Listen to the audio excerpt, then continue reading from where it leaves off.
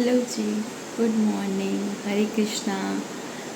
मैं जाग गई हूँ, आज थोड़ा लेट हो गया। मैं वैसे तो 3:30 हार्डली 4 4:30 तक जाग जाती हूँ, पर आज थोड़ा सा लेट हो गई हूँ मैं।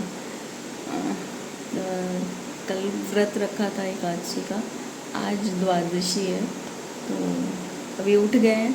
चलिए अपने काम शुरू करते हैं। काम शुरुआत मैं किचन में खड़ी हूँ, तो किचन से शुरुआत कर रही हूँ। थोड़ा सा यहाँ पर भजन लगाऊंगी और उसके बाद नहाने जाऊंगी। नहा के आती हूँ, फिर बात करती हूँ आपसे। यहाँ पे मैंने गर्म पानी पिया। हरे कृष्णा। चलिए अभी थोड़ी सी पूजा कर लेते हैं। मैं नहा के तैयार हो गई हूँ, तिलक विलक लगा लिया है मैंने। अभी भगवान जी को जगाते हैं। थोड़ा सा आज मैं लेट हो गई हूँ, थोड़ी तबीयत अच्छी नहीं चल रही मेरी, तो उठा नहीं जाता सुबह। अभी आगे आगे कार्तिक के महीने में तो 3:30 बजे उठना ही है।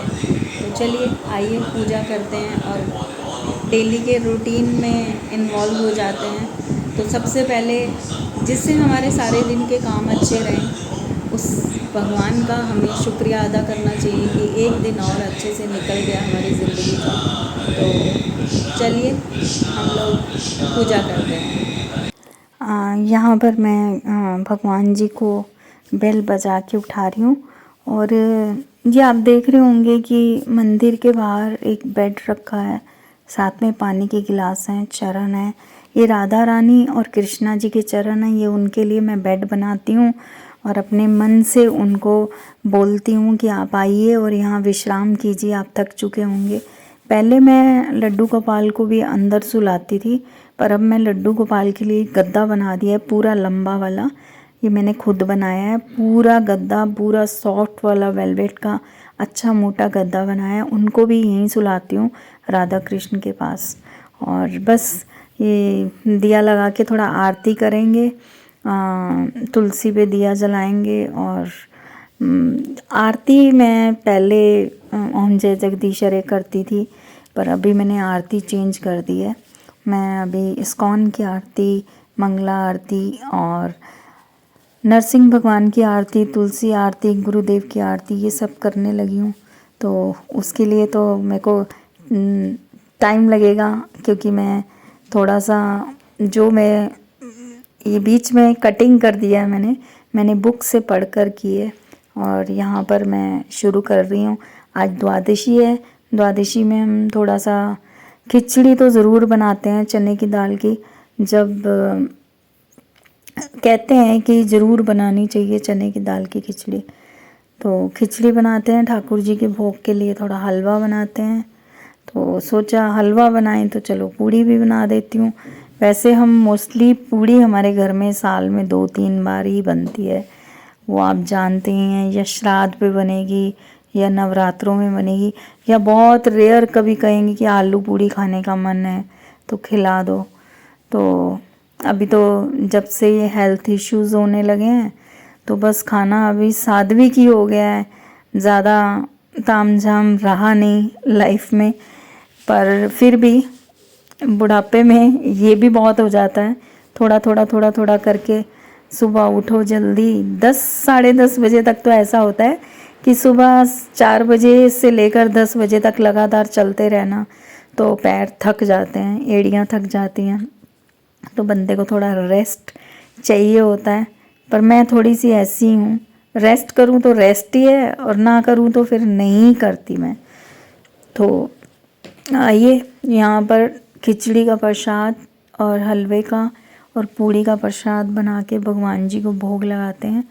और यहाँ दिनचर्या यही है कि सुबह उठ के, ये नहीं है कि मैं दोपहर को भी बना सकती हूँ, पर मुझे क्या लगता है कि आटा गूंद दो, सब्जी बना दो और अपना नाश्ता वाश्ता करके, अपना पूजा पाठ करके, उसके बाद आप के 10 जो भी काम है, आपको ठाकुर जी की ड्रेस सिलनी है, और या आपको कोई ज्वेलरी बनानी है, या आपको टीवी देखना है, ये तो मेरी दिनचर्या है, सब औरतों की यही दिनचर्या है। वो अपनी अपनी दिनचर्या में कुछ और करते हैं, पर मेरा लाइफस्टाइल और मेरी दिनचर्या ये है।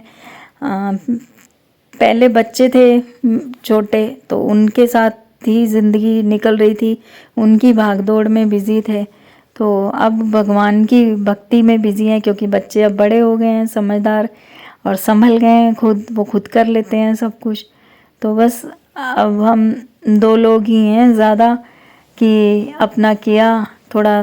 कैसा होता है कि अभी हम कुछ ऐसा रहा नहीं लाइफ में, भगवान की भक्ति मेन है। तो शायद आपको बोर भी लगता हो, पर ठीक है, अभी जो मेरी रूटीन है मैं वो दिखा रही हूँ। मेरा मन करता है, ये असल में क्या है कि अभी यही ज़िंदगी है, तो लगता है ये ज़िंदगी किसी के साथ शेयर करें। तो जो लोग यूट्यूब के ज़रिए हमारी लाइफ में आते हैं, जो हमारे सब्सक्राइबर बनते हैं, वो हमसे कनेक्ट हो जाते हैं, तो वो हमको अपनी फैमिली लगने लगती है, वो हमारी फैमिली बन जाती है। तो हमें उनसे बात करना, उनको बताना, उनको दिखाना कि हम अपनी लाइफ में क्या क्या करते हैं और क्या क्या हमारी लाइफ में चल रहा है। तो हमारी लाइफ में ये चल रहा है। मैं आपसे पूछना चाहूँगी कि आप मुझे कमेंट करके ज़रूर बताइएगा कि आप चाहेंगे मैं आपको बताऊं कि हम मुंबई से हिसार क्यों आए और क्या हुआ इस दौरान।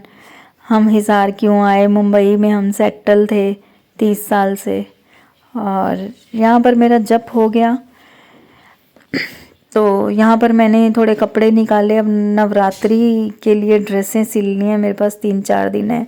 यहाँ पर मैंने सोचा कि ये कलरफुल थोड़े से, क्या बोलते हैं आप, हम पंजाबी में तो फुम्मन बोलते हैं, और ये थोड़े से मैंने बोला कि बनाती हूँ राधा रानी के दुपट्टे में, या उनकी ज्वेलरी में, या उनके डांडिए पे कहीं भी लगाने के काम आएंगे ये फुम्मन।